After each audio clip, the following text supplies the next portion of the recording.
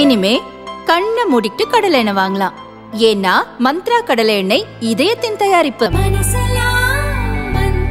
வளர்ச்சியும் வாய்ப்புகளும் தொடர தமிழும் தமிழகமும் தலைநிமிர மோடியின் கேரண்டி இருக்கு. பயம் எதற்கு? திருநெல்வேலி தொகுதி காங்கிரஸ் கட்சிக்கு ஒதுக்கப்பட்டதிலிருந்தே கோஷ்டி பூசல்கள் துவங்கிவிட்டன.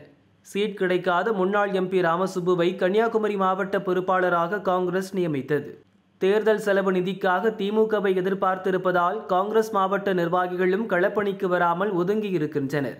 சிறுபான்மையினர் ஓட்டுகளை பெறுவதற்காக காங்கிரஸைச் சேர்ந்த பீட்டர் அல்போன்ஸுக்கு சிறுபான்மை ஆணைய தலைவர் பதவியும், அதிமுகவிலிருந்து திமுகவில் இணைந்த முன்னாள் மேயர் விஜிலா சத்யானந்துக்கு கிறிஸ்தவ தேவாலய உபதேசியார் பணியாளர் நலவாரிய தலைவராகவும் பொறுப்புகள் வழங்கப்பட்டுள்ளன. இவர்கள் இருவருமே தூத்துக்குடி, கன்னியாகுமரி தொகுதிகளில் பிரச்சாரம் மேற்கொண்டு வருகின்றனர். ஆனால் திருநெல்வேலி தொகுதி பக்கம் வருவதாக இல்லை. காங்கிரஸ் வேட்பாளர் ராபர்ட் புரூஸ் சிஎஸ்ஐ கிறிஸ்தவ அமைப்பில் முக்கிய நிர்வாகியாக உள்ளார். சிஎஸ்ஐ சொத்துகள் கையாண்டது தொடர்பாக அவர் மீது எதிர்தரப்பினர் புகார் போஸ்டர்களை ஒட்டி வருகின்றனர். எனவே அவருக்கு ஆதரவாக பிரச்சாரம் செய்து சிஎஸ்ஐ கிறிஸ்தவர்களின் கருத்து வேறுபாட்டு சர்ச்சையில் சிக்கிக்கொள்ள வேண்டாம் என விஜிலா நினைப்பதாக கட்சியினர் கூறுகின்றனர்.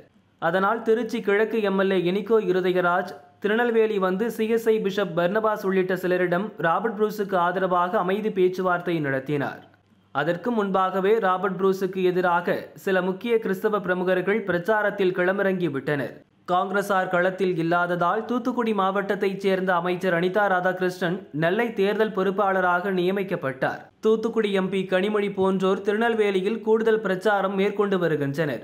சொந்த கட்சியினரின் எதிர்ப்பு, தான் சார்ந்த மதம் தொடர்பான அமைப்பினரின் எதிர்ப்பு என திருநெல்வேலியில் திக்குமுக்காடி வருகிறார் கன்னியாகுமரி மண்ணின் மைந்தர் ராபர்ட் புரூஸ்.